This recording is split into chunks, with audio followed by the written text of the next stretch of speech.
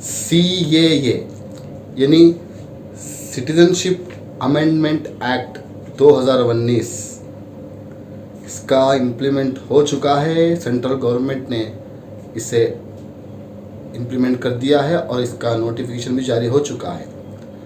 तो दोस्तों, CAA से हिंदुस्तान के शहरियों को सिटीजन्स पर क्या असर पड़ेगा? क्या CAA सबके लिए है? CAA किन लोगों के लिए है? और ये एक्ट जो है क्या मुसलमानों को जो है, हिंदुस्तानी मुसलमानों को कुछ असर करेगा? तो दोस्तों, आज के इस वीडियो में इसी के बारे में बात करूँगा कि आखिर ये CAA सिटीजनशिप अमेंडमेंट एक्ट क्या है।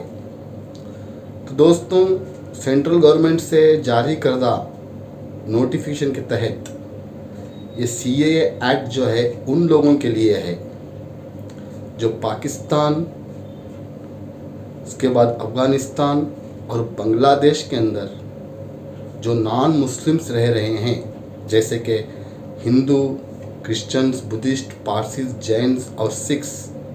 अगर ये लोग 31 दिसंबर 2014 के अंदर हिंदुस्तान में रह रहे हैं तो ऐसे लोगों को इंडिया की सिटीजनशिप फराहम करने की एक बिल है, एक एक्ट है इस नोटिफिकेशन के तहत। और यहाँ पर जो है सबसे बड़ी बात, अगर ये लोग अपने देश में, चाहे वो पाकिस्तान हो, बांग्लादेश हो या फिर अफ़गानिस्तान हो, वहाँ पर इनको मजहबी तौर पर टार्चर किया गया है या मजहबी तौर पर उन पर जुल्म हुआ है, तो वो जो है इंडिया की सिटीजनशिप ले सकते हैं। और कंडीशन ये है कि वो 2014 दिसंबर 31 के अंदर इंडिया आए हुए हों और इंडिया का कुछ डॉक्यूमेंट जो यहाँ पर वो हैं उसका कुछ उनके पास प्रूफ हो। तो ऐसे नॉन मुस्लिम्स को हिंदुस्तान की यानी इंडिया की सिटीजनशिप देने का एक एक्ट है CAA। तो ये CAA एक्ट का हिंदुस्तानी मुसलमानों पर कुछ असर पड़ेगा? तो इस नोटिफिकेशन के तहत नहीं। यहाँ पर जो मुसलमान रह रहे हैं हिंदुस्तान में, उन पर इसका कोई भी असर नहीं पड़ेगा। नो, जिस तरह से नोटिफिकेशन में दिया गया है कि हिंदुस्तानी मुसलमानों पर इसका कोई असर नहीं पड़ेगा। तो दोस्तों, यहाँ पर एक ख़ास बात मैं आपको बताना चाहता हूँ कि CAA जो है सिर्फ़ और सिर्फ उन नॉन मुस्लिम्स के लिए है जो अपने देश में, यानी 3 देश जिस तरह से मैंने कहा, पाकिस्तान, उसके बाद बांग्लादेश और अफ़गानिस्तान में जो अपने जुल्म उनके ऊपर किया गया है मजहबी तौर पर, तो ऐसे लोग यहाँ पर जो है हिंदुस्तान की सिटीजनशिप ले सकते हैं। और एक बात मैं आप तमाम के सामने रखना चाहता हूँ दोस्तों, कि वो ये है कि जब से CAA इम्प्लीमेंट हुआ है 4-5 दिनों पहले से, तो बहुत सारे तंजीमों ने इसके ख़िलाफ़ स्ट्राइक करना शुरू कर दिया है और नाराज़गी का इजहार कर रहे हैं बहुत सारी तंजीमें कि CAA को हम इम्प्लीमेंट होने नहीं देंगे। तो ये तो आने वाले दिनों में पता चलेगा कि CAA जो है इम्प्लीमेंट होता है या नहीं। और ये एक्ट जो है सिर्फ़ और सिर्फ नॉन मुस्लिम्स के लिए है। अगर इस दौरान यानी दिसंबर 2014 31 दिसंबर के अंदर अगर कोई मुसलमान जो है पाकिस्तान या अफ़गानिस्तान या बांग्लादेश से आया हुआ है तो उन्हें यहाँ की सिटीजनशिप नहीं दी जाएगी। सिर्फ नॉन मुस्लिम्स के लिए ये एक्ट है।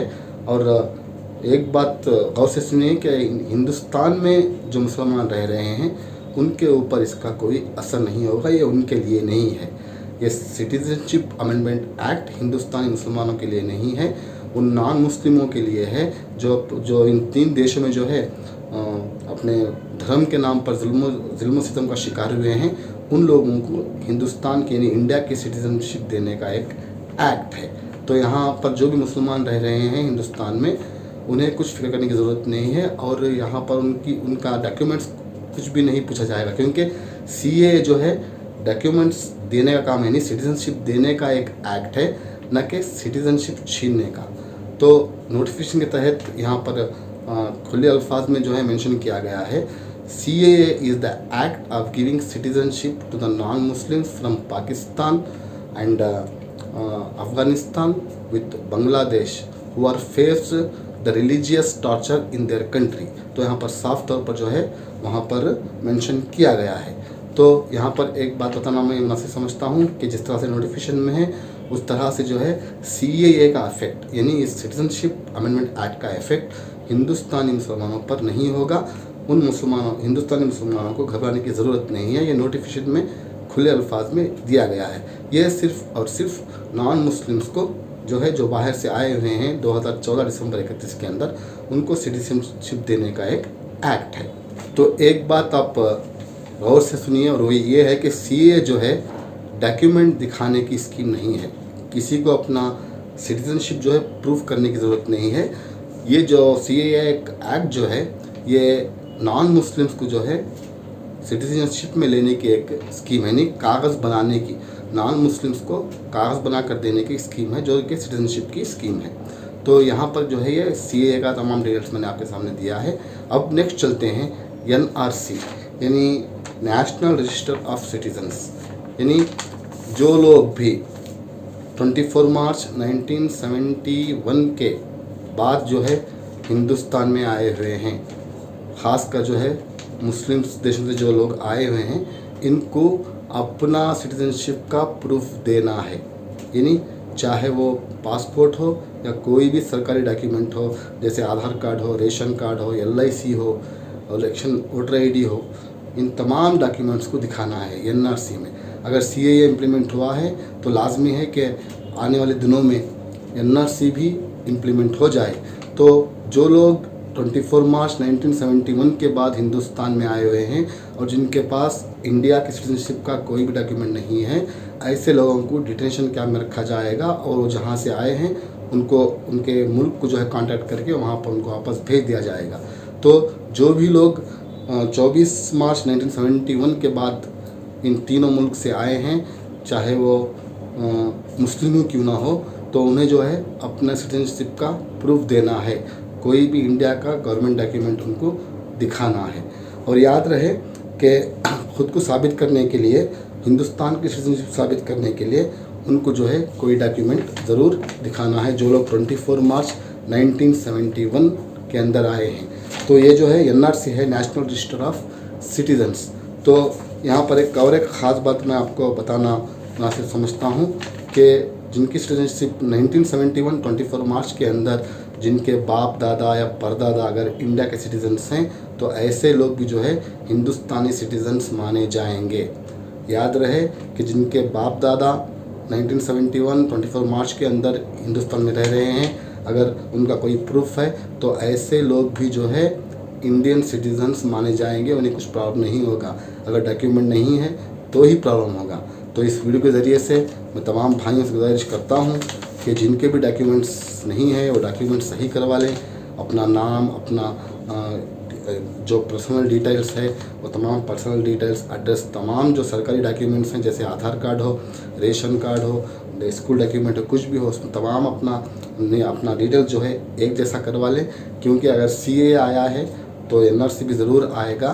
तो अगर NRC आया है तो तमाम लोगों के डॉक्यूमेंट्स चेक किए जाएंगे जो लोग 24 मार्च 1971 के बाद इलीगल तरीक़े से इंडिया में आए थे, चाहे वो मुसलमान ही क्यों ना हो, मुस्लिम्स ही क्यों ना हो। तो यहाँ पर मैं उम्मीद करता हूँ कि आपको CAA और NRC के दरमियान जो है फ़र्क मालूम हुआ होगा। CAA सिर्फ़ और सिर्फ उन 3 देशों के जो नॉन मुस्लिम्स हैं जो अपनी मजहबी टॉर्चर का शिकार है, उनके धर्म के नाम पर उनको टॉर्चर किया गया है, ऐसे लोगों को जो है इंडिया की सिटीजनशिप देने का एक एक्ट है नोटिफिकेशन के तहत। और NRC जो है अब हम अपने आप को प्रूफ करना है कि हम इंडियन सिटीजन्स हैं। तो आपसे गुजारिश है कि अपने तमाम डॉक्यूमेंट्स तैयार रख लें। मगर CAA जो है यहाँ के हिंदुस्तान के मुसलमानों के ऊपर कोई असर नहीं करेगा। ये सिर्फ़ और सिर्फ नॉन मुस्लिम्स को जो है सिटीजनशिप देने का एक एक्ट है। ये तमाम जो चीज़ें नोटिफिकेशन में मौजूद है जिसे मैंने आपके सामने रखा। तो उम्मीद करता हूँ कि आप समझ गए होंगे कि CAA क्या है और NRC क्या है। तो इसे ज़्यादा से ज़्यादा लोगों तक शेयर करें। Thank you for watching.